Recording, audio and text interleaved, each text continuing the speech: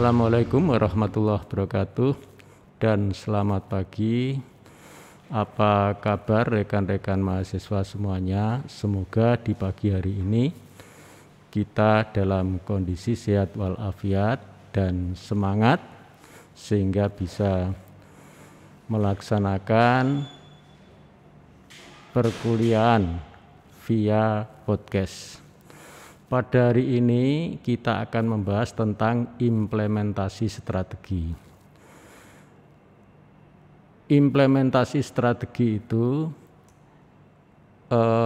ada dalam manajemen strategi ada dua fase yang paling penting, yaitu pertama formulasi strategi, kemudian dilanjutkan dengan implementasi strategi.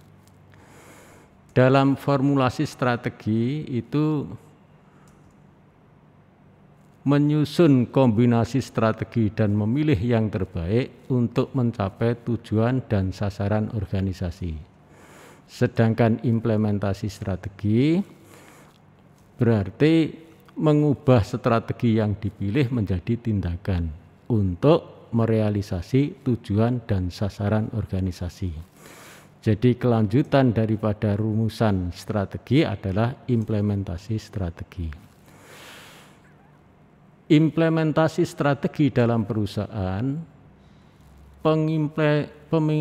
pengimplementasian strategi dalam perusahaan membutuhkan pihak-pihak yang dapat saling berkolaborasi dalam pelaksanaannya, baik dari atasan sebagai pengesah keputusan strategi, manajemen sebagai pembuat rencana, dan karyawan sebagai pelaksana dalam pemenuhan keputusan.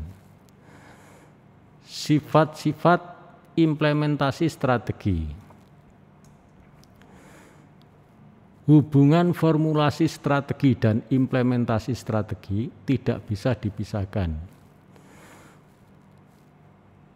Formulasi strategi itu ada, tidak akan mempunyai hasil tanpa ada implementasi strategi. Sebaliknya implementasi itu dilakukan kalau tidak ada formulasi strategi, hasilnya juga tidak akan optimal. Yang kedua, keberhasilan formulasi strategi tidak menjamin kesuksesan implementasi strategi. Mengapa demikian? Karena dalam melakukan implementasi strategi selalu lebih sulit dibanding melakukan formulasi strategi. Implementasi strategi berbeda dengan formulasi strategi. Bedanya apa? Coba kita lihat. Formulasi strategi diposisikan sebelum tindakan. Sedangkan implementasi strategi dikelola selama tindakan. Perbedaan yang kedua, formulasi strategi selalu berfokus pada efektivitas. Jadi tujuannya tepat, sasarannya tepat. Sedangkan implementasi strategi berfokus pada efisiensi. Artinya dalam mencapai tujuan dan sasaran itu dibutuhkan biaya yang minimal. Perbedaan yang ketiga, formulasi strategi utamanya adalah proses intelektual, sedangkan implementasi strategi utamanya proses operasional. Yang keempat, formulasi strategi mensyaratkan intuisi yang baik dan kemampuan analisis. Sedangkan implementasi strategi mensyaratkan motivasi khusus dan kemampuan kepemimpinan untuk menghimpun pelaksanaan dari implementasi strategi itu sendiri. Sedang yang kelima, formulasi strategi mensyaratkan koordinasi antara beberapa individu, sedang implementasi strategi mensyaratkan koordinasi tidak hanya beberapa individu, tetapi banyak individu. Beberapa isu penting manajemen untuk implementasi strategi. Yang pertama, penetapan tujuan tahunan. Yang kedua, menurunkan kebijakan. Jadi tujuan itu tidak akan bisa tercapai kalau tidak ada sebuah kebijakan. Kebijakan itu dijalankan kalau ada sumber daya. Kemudian yang keempat, mengganti struktur organisasi yang ada. Sedangkan yang kelima, restrukturisasi dan pembuatan kembali. Yang keenam, merevisi rencana penghargaan dan insentif. Yang ketujuh, meminimalkan resistensi untuk berubah. Dan yang kedelapan, mencocokkan strategi dengan manajer. Beberapa isu utama manajemen untuk implementasi strategi masih kita lanjutkan. Mengembangkan kultur sportif strategi. Yang ke-10, mengembangkan fungsi SDM yang efektif. Sedang yang ke-11, mengadaptasi proses produksi dan operasi. Dan yang ke-12, menghubungkan kinerja dan pembayaran untuk strategi manajer dan karyawan dalam organisasi. Sebaiknya berpartisipasi sejak awal dan secara langsung dalam proses keputusan implementasi strategi. Mencocokkan struktur dengan strategi. Struktur organisasi sebagian besar menentukan bagaimana tujuan dan kebijakan akan dilakukan. Yang kedua, struktur organisasi menentukan bagaimana sumber daya akan dialokasikan. Saya lanjutkan, struktur dan strategi. Strategi adalah cara untuk mencapai jangka panjang organisasi, termasuk menentukan arah tindakan dan alokasi sumber daya. Struktur adalah cara organisasi menjalankan strategi, termasuk hierarki dan garis kewenangan yang diperlukan untuk menjalankan strategi. Strategi merupakan penerjemahan analisis lingkungan dan analis terhadap kemampuan internal atau kapabilitas organisasi yang selanjutnya diterjemahkan ke dalam struktur organisasi. Gejala struktur organisasi yang tidak efektif. Yang pertama, terlalu banyak tingkatan manajemen. Oleh sebab itu, jangan terlalu banyak tingkatan manajemen, harus dirampingkan.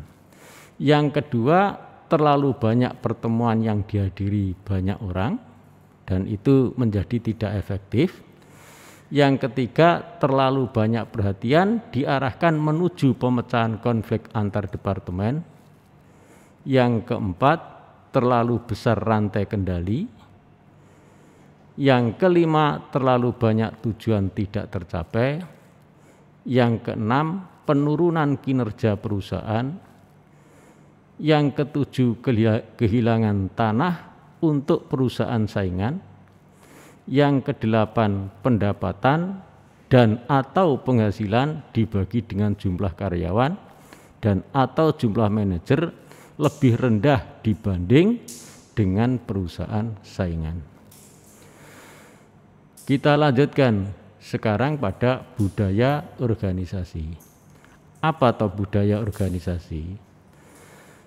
Budaya organisasi didefinisikan sebagai nilai-nilai yang menjadi pegangan SDM dalam menjalankan kewajibannya dan juga perilakunya di dalam organisasi. Budaya organisasi adalah laksana roh yang memberi hidup bagi organisasi. Kita lanjutkan, menciptakan budaya yang harus mendukung strategi. Yang pertama, membongkar kebiasaan, mengubah kebiasaan, dan menerapkan kebiasaan yang baru. Karena lingkungan itu berubah sangat dinamis. Yang kedua, menciptakan budaya suportif. Para pembuat strategi sebaiknya menyediakan, menekankan, dan membangun berdasarkan aspek-aspek budaya yang mendukung strategi baru yang diajukan. Mengapa dibuat strategi baru? Strategi baru dibuat karena dipicu oleh kondisi pasar dan didikte oleh kekuatan persaingan. Kita lanjutkan, mengubah strategi atau mengubah budaya. Sebuah pilihan yang sangat sulit. Mengubah budaya untuk menyesuaikan dengan strategi baru seringkali lebih efektif dibanding mengubah strategi untuk disesuaikan dengan budaya organisasi. Menurut Shen mengindikasikan bahwa elemen-elemen yang paling bermanfaat dalam menghubungkan budaya ke strategi adalah sebagai berikut. 1. Pernyataan formal akan filosofi, piagam pernyataan kepercayaan, dan materi organisasi yang digunakan untuk perekrutan dan pilihan serta spesialisasi. Yang kedua, mendesain ruang fisik, bagian muka gedung dan bangunan. Yang ketiga, pemodelan, pengajaran, dan pelatihan yang disengaja oleh pimpinan. Yang keempat, penghargaan eksplisit dan sistem status serta kriteria promosi. Yang kelima, cerita legenda, mitos, dan perumpamaan mengenai orang dan kejadian kunci. Yang ketujuh atau yang keenam, hal yang diperhatikan pemimpin diukur dan dikontrol. Sedang yang ketujuh, reaksi pemimpin untuk insiden penting dan krisis organisasi. Kemudian yang kedelapan, cara organisasi didesain dan distrukturisasi. Yang kesembilan, sistem dan prosedur organisasi. Sedang yang 10, sistem yang digunakan untuk perekrutan, pemilihan, promosi, pelevelan, pemecatan, dan mengucilkan orang. Saya pikir sampai di sini pertemuan pada pagi hari ini, semoga bisa bermanfaat. Ada kurang dan lebihnya mohon dimaafkan, dan sekali lagi saya mengucapkan terima kasih yang sebesar-besarnya. Assalamualaikum warahmatullahi wabarakatuh dan selamat pagi.